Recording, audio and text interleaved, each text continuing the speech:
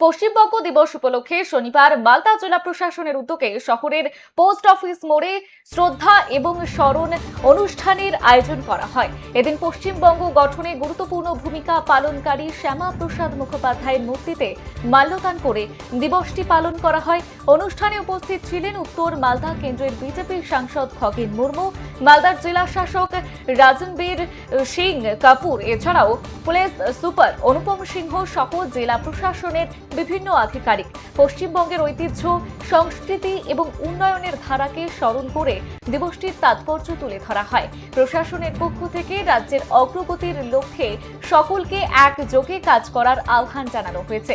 এই মুহূর্তে মালদার দিকে নজর রয়েছে আমাদের, সেখানে পশ্চিমবঙ্গ দিবস উদযাপন করা হচ্ছে, আর সেই অনুষ্ঠানে উপস্থিত রয়েছেন উত্তর মালদা কেন্দ্রের বিজেপির সাংসদ খগেন মুর্মু, মালদার জেলা শাসক রাজনবীর সিং কাপুর, এছাড়াও পুলিশ সুপার অনুপম সিংহ সহ জেলা প্রশাসনের বিভিন্ন আধিকারিকরা।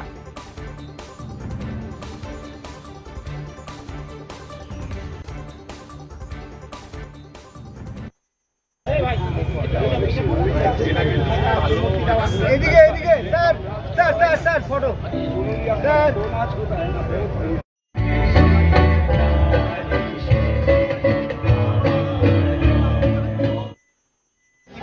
কিভাবে উদযাপন করলেন আজকে? পশ্চিমবঙ্গ দিবস আমাদের হচ্ছে দীর্ঘদিন ধরে এটা অবহেলিত ছিল।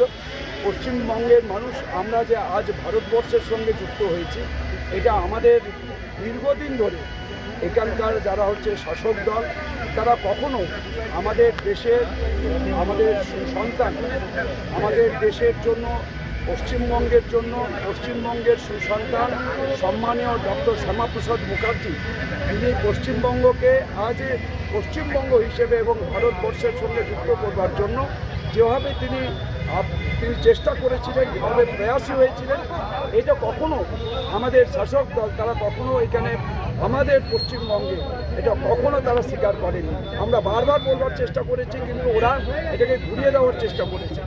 আজ এই 20শে জুন তারিখ আমাদের প্রকৃত অর্থে আমরা 1947 সালে 15ই আগস্ট আমাদের যেমন দেশ স্বাধীন হয়েছে, তো আমরা এই 20শে জুন আমাদের কাছে হচ্ছে পশ্চিমবঙ্গ দিবস।